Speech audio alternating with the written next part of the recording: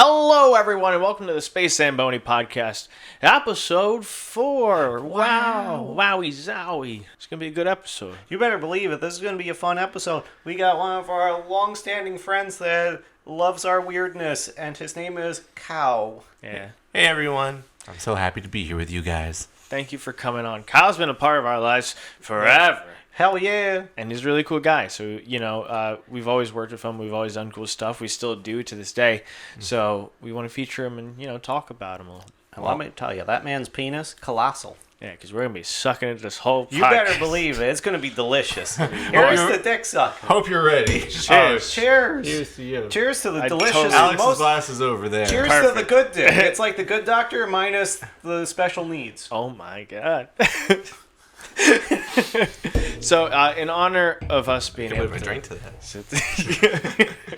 All right, so we have a little bit of a surprise video for you, and we don't normally start right away with the video, but because you're here with us, where's my mouse? For the love of Christ, it was there earlier. Uh-oh. Squeak, squeak, squeak, squeak. I think that's your mouse scurrying away, mister. Apparently. All right, so love ball here's baby something mooses. that we wanted to make to show you, hey, we appreciate you. Me? Sir. And we love the taste of your smegma. Are you going to make me cry out smelly always- white I don't tears? think It's always so. high quality coom. But Oh, God. This is 5+ minutes? no, that's me rendering it for too long. It's about a minute. Kyle, enjoy our love melody for you in glorious 240p. Yay! That's the best amount of penises. Apparently, it's the only speed I can afford. Oh. And it'll buffer to about... Okay. Look at that. Yeah. It's all good. It's bad. Now that I know the era that these are from. Yeah. Ew! Oh. But don't forget, we always made these weird cartoons as well, and other weird things that we've always done. So young. Oh my Yeah, god. little babies. And this one, we're all in. Oh, yeah. Smoke. Yeah. Right there was allowed Spider-Man. Spider-Man. Oh, yeah. Just got sweet chin music. Hell yeah. You better believe it. That Oh. was the The best. Greco-Roman civilizations suck. Sat there with Classic the shoe Matt on his line. nose. See? There. Yes. And then once again, Caravaggio. yeah. Oh. I have my chain necklace back then. Although Matt's wearing a chain right now. Oh. I see it. Whoa. It's a chainmail necklace. It accentuates your chest hair. Oh yeah, look at my hairy chest. way past. And my one hairy arm. It brings us all the way Toro to today. Matsugi-san. Very hairy forearm. And that other character you played, The most Bebop. recent role. Yeah. Aww. Uh-huh. We love you. Aww. Guys, I gotta go. No, that's very sweet. Thank you. Damn. Absolutely, sir. I guess. Here's the alcoholism. Oh, cheers. Again, Yeah. I poured you a glass. It's over there. I know. It's okay. Talk about yourself for a little bit and let everyone just, get the kind of person you are and just... Well, especially what kind of thing that you do every Sunday. The thing that I do. Yeah. Yeah. Or it technically releases every Tuesday. I mean, I don't want people to know it takes me that long to. I mean, it releases immediately. Yes. The day that it's made is the date comes It's actually live. Okay, so. out. Yeah, intercourse videos on XVids. So. Oh my god. Yes. Yeah. I was gonna start from the beginning. My name's Kyle. Yes, I've known Alex and Matt for a very long time. Matt and I met back when we were in 7th grade. We had English and science class together. I think we had math class together, at least at first, until I Until you were too smart. apparently was smart, got put into honors math, where I suffered, in math class from there on. And I've known Alex since, well, He's a zygote. well, I've known his brother Tony since he and I met in 5th grade. So there's a 4-year difference between you two, I believe. So there you go. That's insane. Alex was 1 year old, I was everyone. 1 year old. He was alone. That's crazy. And, okay, so we've always kind of been involved with creative projects, I think, from the beginning. It's very clear that Alex has been animating since he was at least in 4th grade, if not 2nd grade. Yeah, it's early. Yeah, like that Scooby-Doo Ninja Battle video that was up there. And Matt and I have been doing music together. We played in a band together called The Way Past. It started from 2007, and it went strong till about 2012 or so. And Matt and I still hang out and play music together, and we write joke songs all the time. The most recent of which was called Sex Squash. Yeah. I'm hoping that we could write into the next Osamatsu parody episode. So that's well. Put it in there somehow. Yeah, 100%. We haven't worked on it in like a month, but I think we had a joke in there about it. So it's gonna happen, I think. Anyways, but yeah, so of course I'm still, involved with these guys, at least on some creative level, doing that stuff. But on top of all that, for the last almost 2 years, it'll be 2 years in May, we've been doing the Pseudo Adults Podcast. So it's a podcast, it's not like this, it's only the audio medium, but anywhere that you find podcasts. And it's very much, it's the three of us plus, Alex's brother Tony, his wife Rachel, basically shooting the shit, having a good time, and talking about things that we're interested in. But I always try to have an emphasis on our own creative interests. So this basically going on right now is a huge example of that. The creative endeavors by Space Zambonie is by far leading that. So the Bugging Out, the Osamatsu parodies, everything else you guys are churning out, super quality edited material, and in the back of all that, I've been working on a lot of music still as well. So I know we haven't focused on music too much on the Pseudo Adults Podcast, but that's still something that's definitely going on. And yeah, we've had a few episodes on there, and actually we had the 50th episode. If you guys want to check it out, it's on the channel. We did like a special video episode. Where you get to see my ugly face and these handsome gentlemen over Matt, here. Why you like that with you? You are handsome as all hell. I would outline you with jism. Oh, damn. Oh, thank you. Would you like to have a whitish outline? You better believe it. I want a white Christmas. I would definitely recommend checking out the Pseudo Adults Podcast too, because I like the music inside episodes that, like you and Matt do as well. Yeah. Where you could talk about like your old music and like what inspired it and all those cool things. Thank you. I think we're overdue for one of those.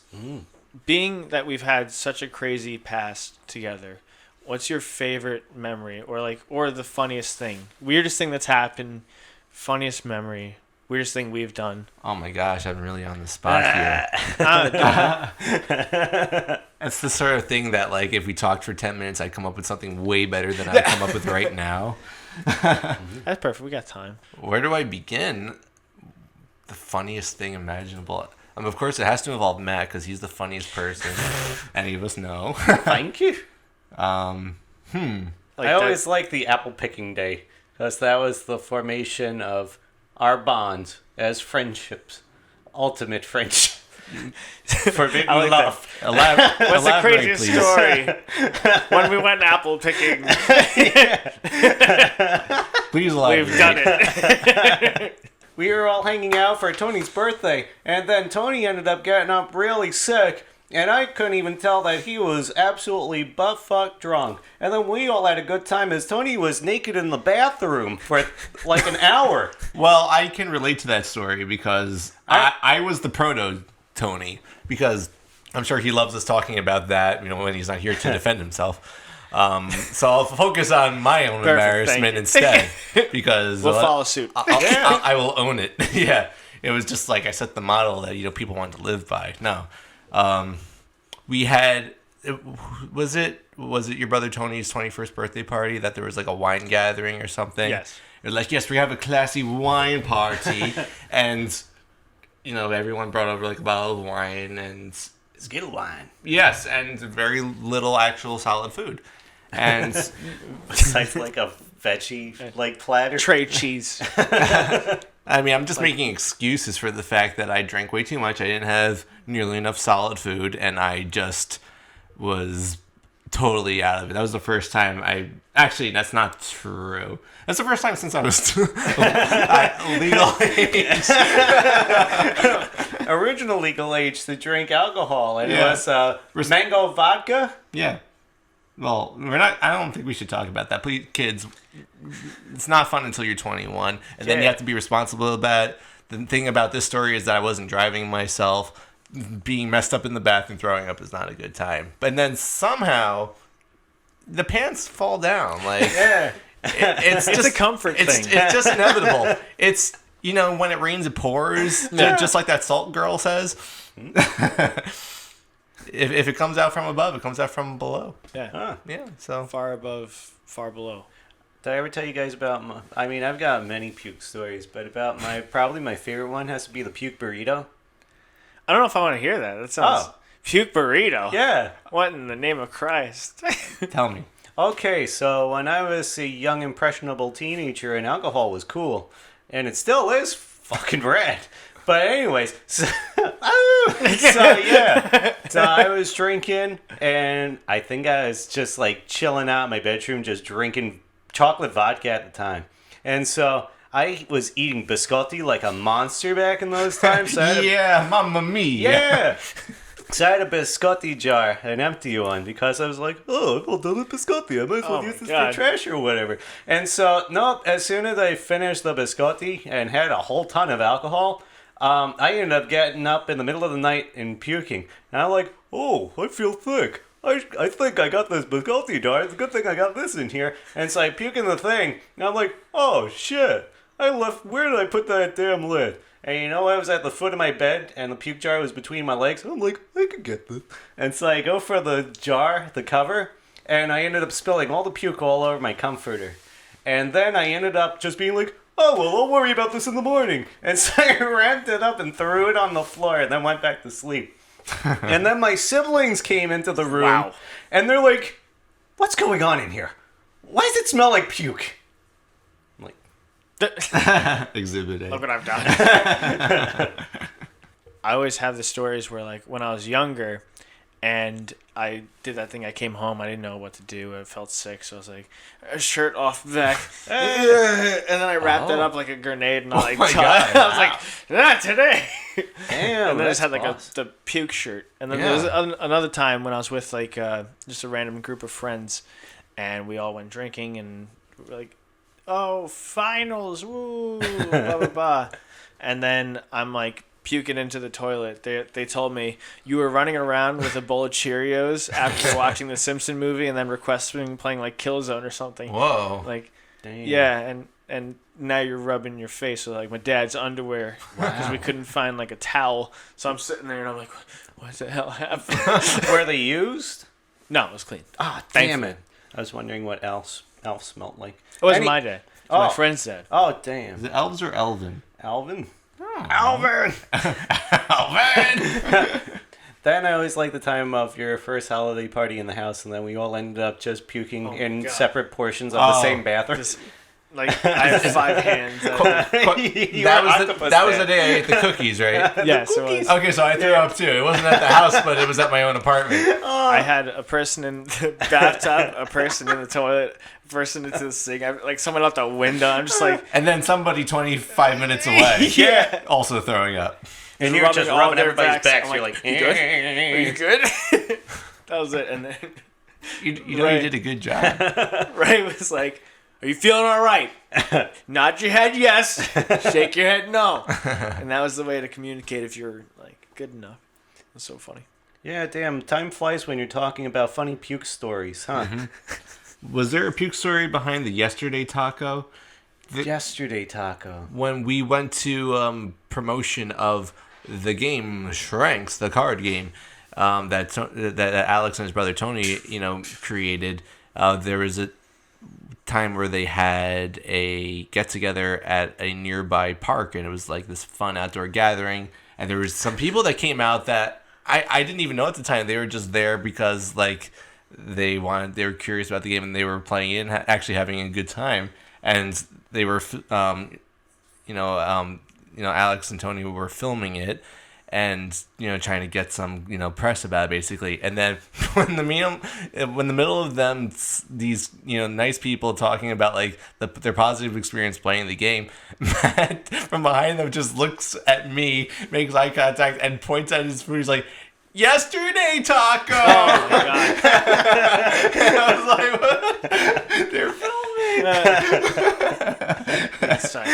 Do you remember anything about the taco from the day of? No. Other than he didn't finish it, clearly. Oh, yeah. Oh, no, I guess so. I think that was yesterday taco. Put that in bowl. Oh, Yesterday I love taco. yesterday taco. Yeah, good stuff. All right, so we're going to have to cut to a quick ad break, but we'll be back right after that to have some more fun and talk about some more kooky, zany things, including, actually, during this break, you'll also see a reading from a story that we'll talk a little bit about when we come back from the break. Find it in your nearest Kindle store near you. All right, so see you guys in a bit. Hi, I'm Dee. And I'm Kenzie. And we are DeeKayDesserts.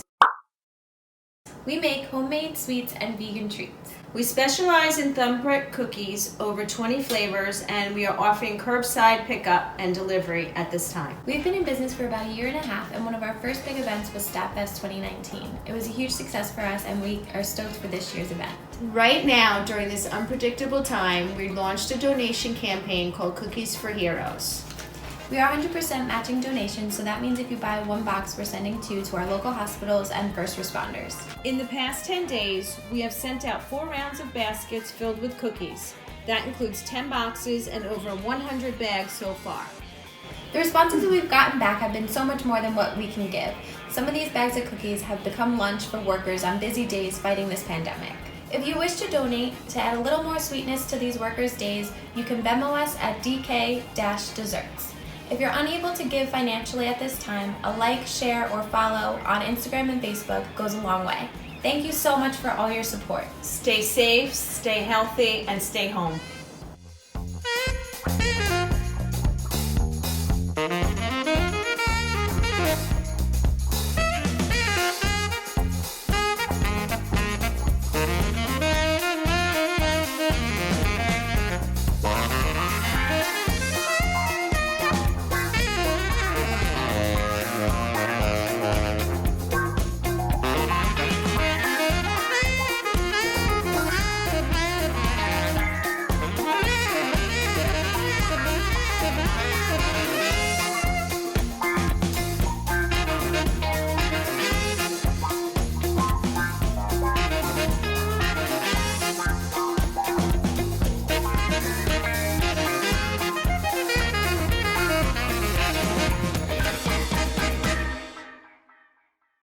So he hasn't heard a word that you said, and as we speak, there's an older woman looking for peace. For all my brothers and all my lovers, Father, Father, help me sing it. All my sisters and all my mothers, loving one another, yeah. Father, Father, help me sing it. Hey guys, what's going on? It's Alex from Space Zambonie, here to give you your designated ad break. So, hear me out. Things are getting crazy outside. You can barely step outside. Everyone is using the internet, but hey, you got a website for people to go to? I know we do. We should make another one. Wix.com makes building websites simple and easy, with a bunch of different templates to help you just go in and make the site of your needs. Feel free to use spacezambonie.com/Wix in order to build your website today. Some viewers may find the following video inappropriate and vulgar. This story was created by a bunch of high school students in the early 2000s before PC culture, so viewer discretion is advised. Hello, everybody. Today I bring you a tale of eroticism as well as joy and fear. A novel of the utmost importance. It is called Pooflingas' Plans of World Domination, and this is Chapter 1. The flinging begins. One day, in a quiet little town, a woman who is somewhat newly married is given the news about her pregnancy. She was very excited to hear in 9 months she was going to have a child. She was also very anxious to tell her husband the spectacular news, but then she remembered a deep dark secret she's been keeping from her husband. She remembered that a few months ago, she got into a huge argument with him, and from that, went to live with her parents for a few days. Within those few days, she managed to sleep with 69 men. How is this possible? The world may never know. But one man out of the other 68, she thought about the most because he was not a drunk or a drug user like all the other men she boned. Because this man did not do anything that was bad for his health, his sperm were more capable of fertilizing her egg. You were all wondering who this mysterious man is, aren't you? All right. I won't make any of you suffer any longer. The man was Michael Jackson. Surprising, huh? Not really. This thought makes Mrs. Cumbarf very nervous and vows never to speak of this to her husband or baby ever. So Mrs. Cumbarf goes to her lovely home with a nice little porch and a garden around the porch filled with assorted wildflowers. She goes in her white house. Bonnie Cumbarf is infatuated by the color white, so she bursts through the door and tells her hubby the great news. "Honey," says Bonnie, "I'm pregnant." "Is it a boy or a girl?" said her husband, Howard Cumbarf. I'm not sure. They told me they have to wait a few months before they could give me the results, added in Bonnie. "Ah, well, I'm going to tell everyone at work the great news," said Howard. "Oh, me too, honey. Me too," says Bonnie. "See, honey, you didn't vomit on me on purpose when you were making love. I knew it," said Howard arrogantly. "Holy shit, Howard, you are a dumb asshole," yelled Bonnie jokingly. "If your dick wasn't so big, I'd probably have never married you," said Bonnie with her joking tone. A few months flew by, and the doctor was finally able to give the Cumbarfs the news they had been waiting for what seemed like to them forever. "Well, doctor, lay it on us. What's my beautiful baby gonna be?" "Well, Bonnie," Mrs. Cumbarf prays for a girl, and Mr. Cumbarf prays for a boy silently to themselves. "You're going to have yourselves a hermaphrodite," said Dr. Lipschitz. "What?" Mr. and Mrs. Cumbarf yelled in confusion. "I'm sorry to tell you this, but," Mr. Lipschitz says. "Oh boy, the news gets worse, huh?" said Howard sarcastically. Howard went on saying, "What else could be wrong with our genital-confused baby?" "Well, your baby is a very rare form of hermaphrodite. Your child has ovaries, fallopian tubes, one extremely large testicle with a vas deferens connected to it, plus the shaft of a penis and the head of a vagina. Very rare and misunderstood, and yet so beautiful. You both should be somewhat happy," explained Dr. Lipschitz. "Happy? Happy about what? My child having a pussycock?" yelled Mr. Cumbarf. "Now I'm going to be a big joke at the office. No one there will ever let me live this down." "This is bullshit," yelled Mr. Cumbarf in an extremely annoyed tone. "Honey, calm down," said Mrs. Cumbarf. "Just because our child is going to have a messed up wiener doesn't mean we should love her, him? No, wait, it less," explained Mrs. Cumbarf. "Yeah, right. When this kid gets older, I'm gonna teach him how to play sports and make him wear sweatpants. I'm gonna try and make him a man, even though he doesn't fit the genitalia requirements to be a man. Ah well, fuck it. Let's make him think he's a man and never talk about his pussycock ever again," said Mr. Cumbarf. "Hell, I would just use him for a fucking poontang," said Dr. Lipschitz. Both Mr. and Mrs. Cumbarf stared at him awkwardly. Then they both spoke, as a thought came to their minds. "We'll wait till he gets older to do that," explained the couple happily. Then they all laughed at how easy it's going to be to manipulate their child to have sex with them.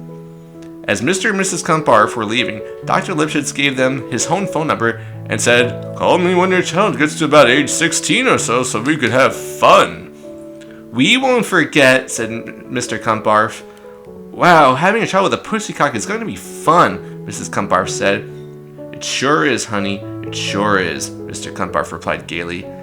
"I think we should start our child off with proper tampon use before we teach him about masturbating," Mrs. Cumbarf said.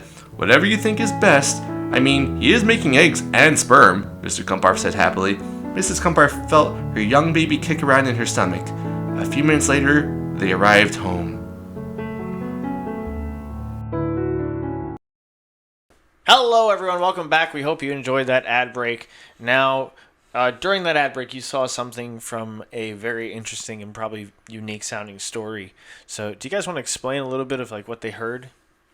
All right. So the Pooflingas story was in development in early high school, probably junior year. No, sophomore year. Yeah. Sophomore year of high school. I always mix those two up because I'm stupid. So sophomore year of high school.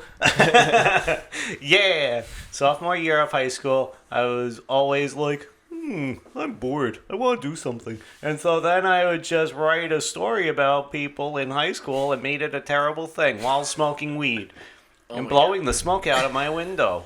Which, being onto passing by geese who were then Electrocuted. being a young high school student, experiencing the Bermuda grass or the devil's cabbage at a young age, and then writing stories all night until the wee early hours of the morning, it all turned into a crazy zany thing. And then you came on because you read the story and you're like, this is funny, can I be a part of it? Did I just force my way onto it? You're going to look to really enjoy it. Yes, no, it was... And you had a lot of good ideas, so I'm like, fuck yeah. Because, I mean, you and I had already spoken a lot by then. I think we had jived a lot in our perverted personalities. And it was just... I don't know, you were just like, here's something I've been working on. And you sent like the first however many chapters to the Pooflingas story that you've been working on. I was like, I need to be involved with this. I can see so many good places this can go. And the first Pooflinga book is maybe about like 50, it's only like 57 pages or so in typed form. And then from there on, it was very much a collaboration between the two of us. Like Matt said, it started out with, it was very much inspired by the people that bullied us, gave us a hard time in high school or maybe even middle school. And from there, we very much went into a fictional territory with it. As, I don't know if the first chapter, I don't know if the beginning of the story necessarily gets that much into it, but you certainly get the idea. So when Matt and I, it's like we're still actually working on it to this day. Story number 3.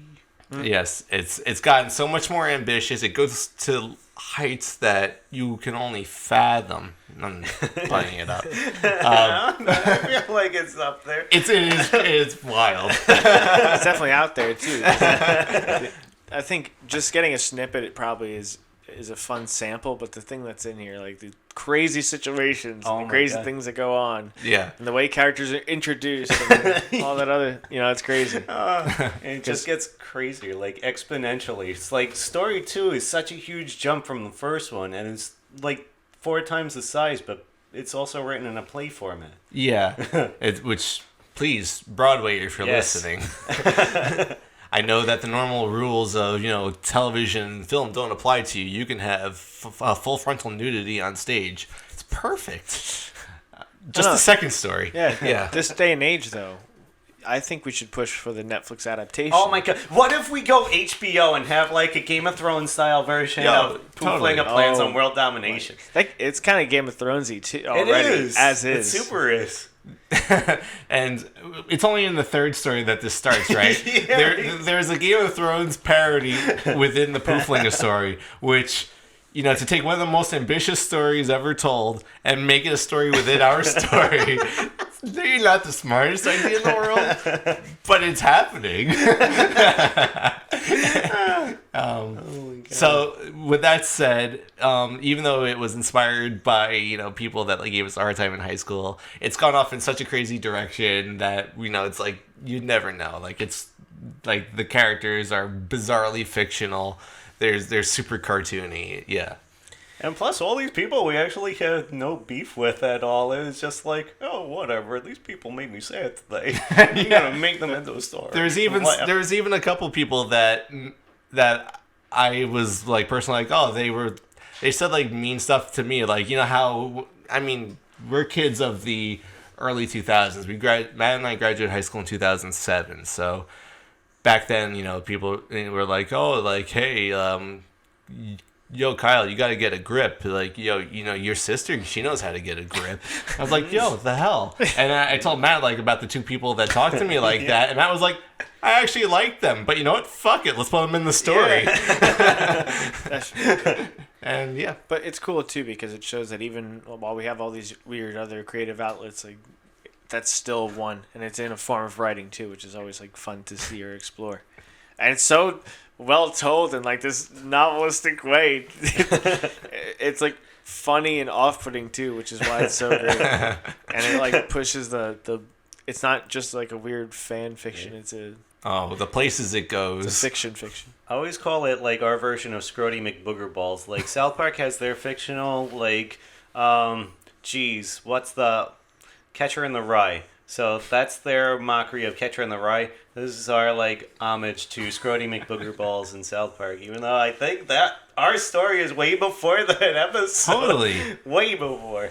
And in terms of like alright. the year that we started working on it was like probably like 2005. Yeah. Wow. And Yep. it's 2020 now. And I still have the original pages that we both handwrote on. We were handwriting this until... You put it on the computer, which I Yeah. owe you so much. Oh my god. Could you believe it? It was so nice. I was like, damn, oh my god, it's like an actual story. And then you even put a spine on it. Oh yeah, I forgot about that. That's not even like a thing anymore. Is it like you type something in Microsoft Word, you print it out, you put the plastic cover page over it, and then you stick the spine over it, so it's like at least pretends to be a book. Hey, that's cool. Yeah, that's what I did for Matt for the first Pooflingas story. And the second one. Do you still have that? Yeah, of course. Aw, that's so sweet.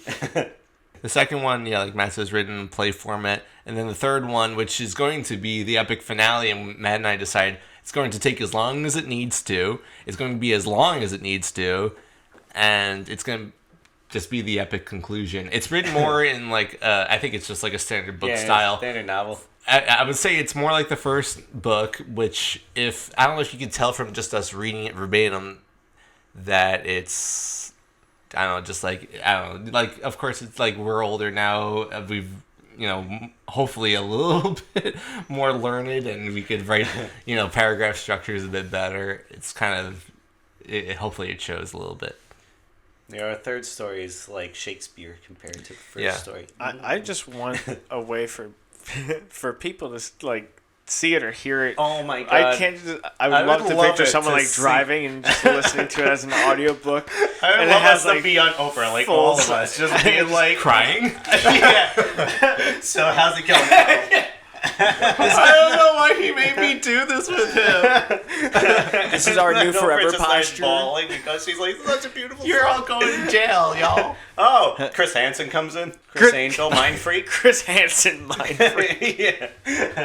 You're a He's like, pedophile. so you wrote this story. We were teenagers. Of course the story involves teenagers, but it goes with us. It reminds me of like in Bob's Burgers, like Tina also has that thing where she makes like the friend fiction of like all of them with their butts. Oh, yeah. Damn. Yeah, it's not all that, not that off from what this is. At least what its inspiration was. So our story, I guess, technically is kind of like the last chapter of it for like the first two books because we were in high school and so we wrote as high schoolers. But then the third story is us growing up. Oh, wow. And now we're You're grown in the up? second part of it. Wow. So now we're adults now, The- and we have parts where we reminisce about the whole like, 20-year segment. Yeah. It's all flashbacks. 20 years later. Yeah. I guess unintentionally. Yeah, they're all written when they take place at the age we were at the time. Yeah.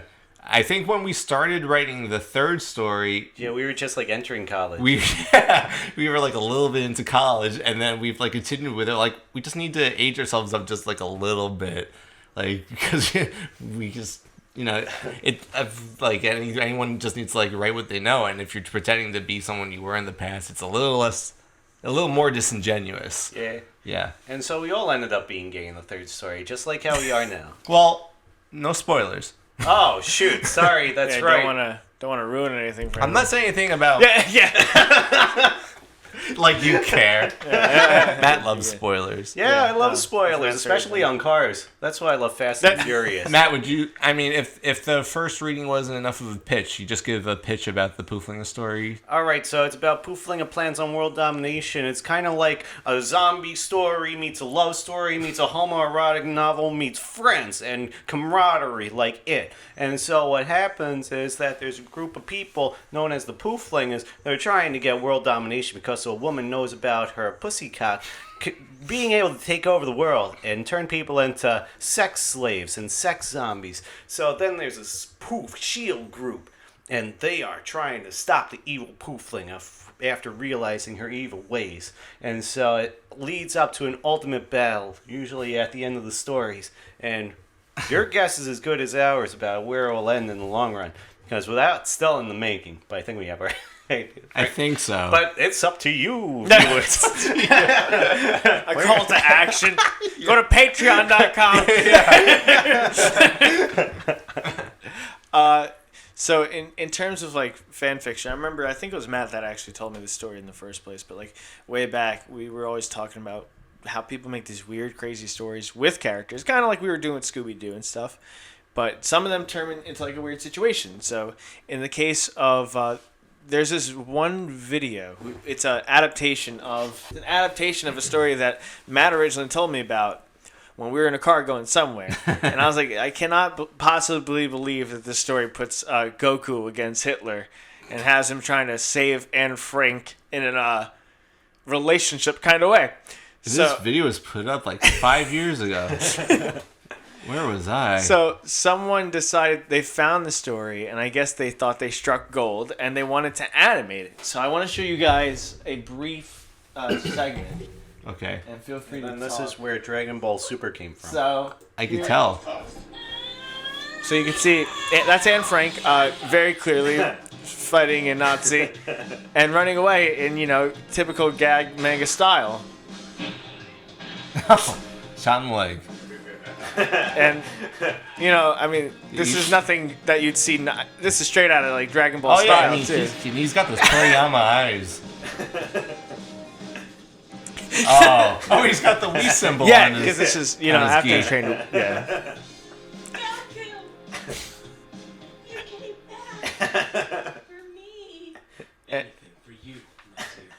I think. Our love will never be lost. Yeah, let him finish this. Until the end of time. Okay, there you go. Wow. The ultimate love story. That is my dream ship. It's just amazing how people just, Yeah. I don't know, fantasize these characters together. They were sitting down like, who the fuck is Chi-Chi? What do you mean he already has a romantic interest and it's Anne Frank? No way. Anne Frank actually is Chi-Chi. She just dyed her hair. No, I thought this really was the Dragon Ball Z movie, the one with Janemba, where Hitler's in it and Goten and Trunks like fuck with him. Yeah, This isn't that movie? No. Oh. This is the sequel to that one. Oh, okay. Cool. It comes Nazis are immediately totally after. uncool. Oh my god, Hillary Duff. Hell yeah. When did you get here? 3 seconds alone. And aren't you like older than us?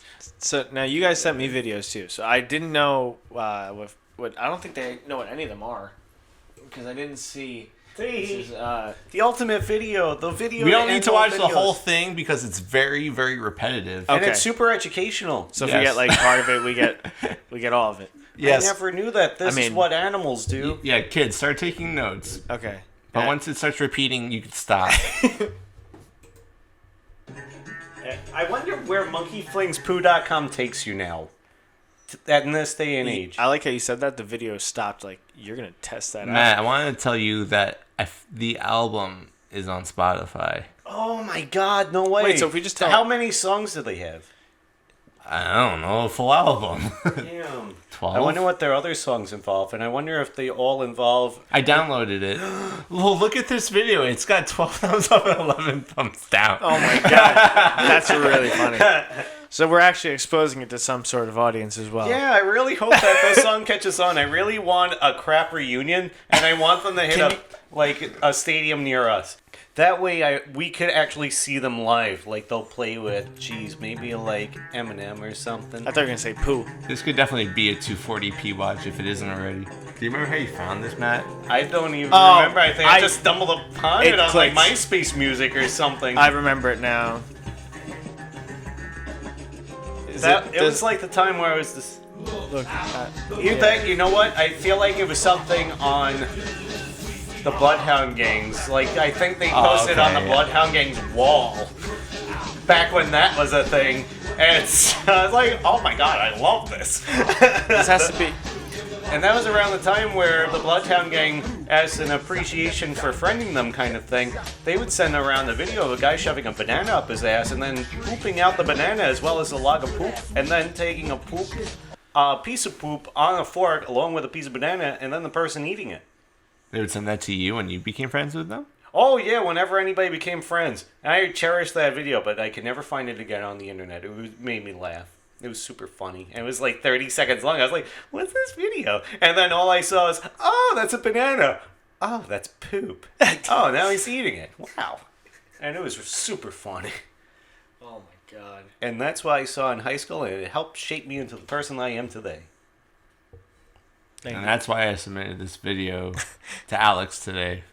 Yeah, I guess I found out what the monkey do. Wow. He flings poo. What the fuck are you going to do? We are the Crap Crew. Watch out. We fling poo too. I'm worried about that line because how frequently do they fling poo out? Is it like when they're driving, they just do a poop, scoop, and throw? And then do they touch the steering wheel afterwards? We need someone to do like an Avicii-style remix on it so it could be popular on TikTok. Let the monkey fling some poo now. You are so right. Because that would just, boom. But Avicii is deceased. Oh, no. I think I have a TikTok video for you guys. It's the only one that I put on here. And it's like too soon. Very short. So, let's see. It's too... Does he have the power glove on? He's playing Beat Saber. Oh. Wow, go kill yourself, TikTok. Oh my god, what's going on with the internet today? So rude to me. Did Kim Kardashian take another picture of like titty fucking herself with a champagne bottle that like blasted like, into a glass like between her ass cheeks? I think so. I was trying to think of that the other day. Like, what was the like? She broke the internet. Like, what was that picture? I think that's what it was. She gave herself a champagne enema and then she diarrheaed into the glass and drank it. It didn't involve her fake boobs at all. I hope so. In the sky. I really hope that she would have champagne diarrhea. So that'd be tasty. It sounds liquidy and messy and terrible. It sounds delightful. And also frightful. Yeah, crazy enough, we're towards the end. Oh, we have one more. We have two more videos. Jesus Christ. Okay, we can do it. We got this. So we have a longer podcast. Real talk. Let's see if they buffer. Because if they buffer, I'm just gonna. Whoa! Damn. This was a Super Bowl commercial. I just was curious if you guys saw it. Let's go to the worst at our halal place. Is this The Last of Us 2? Don't let them see. What? Be the good girl you always have to be. Does she know that she's not in that movie? Driving a car. Well, now they know. Hey, bonita. You like this? Let it go. She's driving an Audi. You know, actually, I think she's no Matthew McConaughey. It's a Lincoln, yo. McConaughey drove all cars. And sang Frozen? Yeah. If Matthew McConaughey, this is how hard she's trying to get away from that 8th season of Game of Thrones. Yeah, I'll sing Frozen. This is what's on. This is what's on the other side of the water from Westeros. Fucking Audi, yo. Just driving crazy. Audi. Wow. She's like, here's my needle. Never bothered me anyway. And I like how it's not even cold in that locale, like at all. That she's not even singing. You know, why didn't that buffer? Winter's coming. Was that? I'm gonna sing Frozen. Oh, well, hold on. My God. There's one more. Matt's way past experience. Oh my God. One more video that Kyle had sent me to watch. Yeah, the volume is very loud. And it sounds like. But it's short. Rough, but it's okay. Yeah. I mean, you guys probably heard a sample already. I feel like I shouldn't put it on screen till now. Though, so here you go.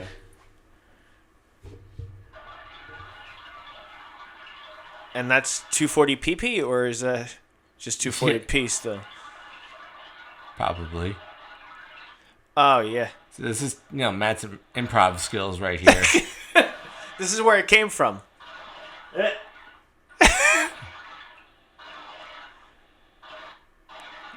He's got really good acting chops. Just wait till the end. The end is where it's all worth it. Yeah, this is crazy. And the Golden Globe goes to... Ooh, Maddie McBoom Boom. Matty go boom boom. Matty McBoom Boom. Oh, his no, pants. I shit in my pantaloons. Oh. Not boom boom in the Those pants. are the two settings on my keyboard, at one of our random band practices. One was like a stream, the other one was explosion. And Matt just peed and pooped. You better believe it. I did the pee-pee poopy combo. The pee-pee poopy remix. This is the remix edition of the song about shitting in my pantaloonies as while I am go pissing. Yo, you guys want to hear Matt's auto-tune? I feel lucky. I feel lucky. He's like a coal miner. Oh? You sound like a coal miner.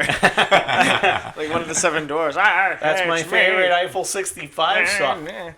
Do you use they use the talk box now? Family and I got all my friends. They use the talk box too now? Yeah, all the time now. I can say Eiffel that. 65, they're back? No, not Eiffel 60. Oh. People who like remix songs and now all that stuff, they just do the Yeah, they talk box. They don't do like no crazy. Now it's just like Damn. Now they just got a big old like robot penis in their mouth and just all that. pretty much. Matt singing that song reminds me of a story when we went out to a friend's surprise party. It was only within the last year or so, and there was it's an area that has like limitations with how long you can park your car there before you have to move it or like pay the machine toll. Yeah, it's not like a meter, but you have to like extend your parking time. Anyways, I was just like, I need to either move my car or pay a little longer, and I need to run over there. And Matt's like, yo, I'll go with you, keep you some company. I was like, okay, cool, sounds good.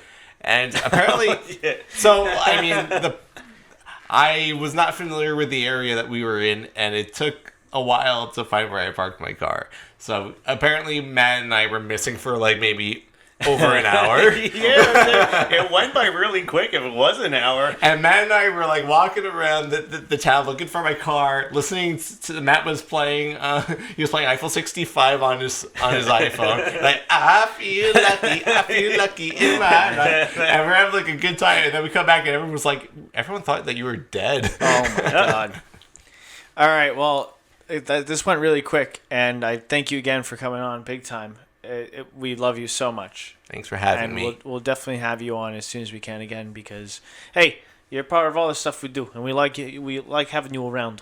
Oh. Hey, and I still have yet to scrape all that cheese from under your schmack. From under. Your cheddar from under. All right, guys, Keep at thank it, you for son. watching this episode of the podcast. Stay tuned because we're going to play a fun game. So if you guys like games, if you guys like fun, here it comes. Woo! Enjoy the game. Mwah. Hello, everyone. Welcome to the Space Zambonie post-podcast game. So this is a very interesting game, and it's one that we haven't done before. So what we're doing is each of us found a fan fiction, or actually we found 3. And what we're going to do is we're going to read, each of us is going to read about a chapter or whatever we can fit. And whenever someone cracks, they got to like take a sip of the drink or something like that. Something silly, but something fun. All right. So do we each have our pulled up chapter? You got a chapter? Oh, okay. Mm-hmm.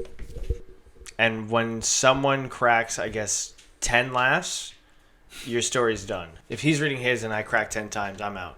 Okay. All right. You ready? What if we don't laugh at all? So, one paragraph each. Here goes the first paragraph, baby. All right. So, this is a story known as Cloud Mows the Lawn. So, Tifa knelt by the window with her arms. I really didn't expect it to be Final Fantasy. Yes. With her arms rested on the windowsill, she sighed in contentment, gazing outside. Cloud was out front, mowing the lawn. His shirt was off, which was a big turn-on for Tifa, his wife of 2 weeks. Tifa laughed as she realized Tifa laughed as she realized she could stare at him all day. She was rather sad when he would finish eventually. He worked out every day and his chest really showed that. She would never forget that moment when she felt like she and Cloud were alone in space. They married a week after he proposed and were rarely seen outside after that. I feel like they're alone in Alone in space. They're alone in space. Don't worry, it gets better towards the end. But yes, right now I'm surprised that I think I'm at 3 already. Yeah. Jesus Christ. Man, you're in that toxic green zone. Yeah, that's great. Okay. Oh, Mickey! She sighed as she leaned into his touch. I laughed like the second you started. He gently trailed his lips across her Adam's apple. And heard her moan again in response. He loved hearing her moan. Not only did it tell him he was doing something right, but it was rather rousing to him. He loved the taste of her soft, smooth, and tender skin. Minnie began to rub the back of her husband's neck as he teased and pleased her. I love you! he purred against her neck. I love you, she cooed, partly moaning. That's my first paragraph. Blaque chuckled to himself. Their plan was going smoothly. All they had to do was finish up Earth. Trunks and his companions would be destroyed and existence would belong to him and his comrade. He looked over to find Zamasu making some tea for the two of them. They were relaxing in a nice cabin they had found. All of ants were scrambling around much to his enjoyment. But there was a small problem. The body he was using would get excited. He could feel it happening again as he watched his comrade pour the tea. Tea. He knew that mortals usually use that organ for procreation, but he had no need for that. That's my first paragraph. All right. Damn. Guess what it's about? Homoeroticism? Maybe. All right. Tifa was in the master bedroom on the second floor of their new house, watching the man of her dreams cut the grass. The 20-year-old woman was watching him now, the lawn for the seventh time. It was a hobby of hers, and the fact that they had a huge yard and that it would take Cloud an extra long time to cut it. Watching how strong he was, she would not move for anything. It's really harping on his yard. Suddenly, Tifa felt a slight rumble in her stomach, but she ignored it. She was having too good of a time watching Cloud. The best part of the mowing the lawn was the end, when he would come upstairs to shower. Right before he entered the bathroom, she would ask Cloud if they could take a shower together. She was so sure he would let her shower with her that she was not wearing underwear under her black miniskirt. This is a good story. It is.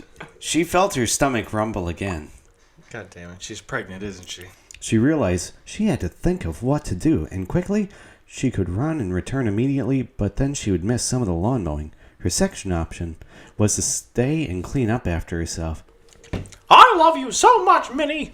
Mickey smiled tenderly, gently rubbing her side. I want to do this with you. I love you. Need you. Wow. And want you all so much. They gazed into each other's eyes for a long second. It's beautiful. She leaned in and captured his lips. Pulling back, they smiled at each other. Gosh, Mickey, I love you so much. That's all I got.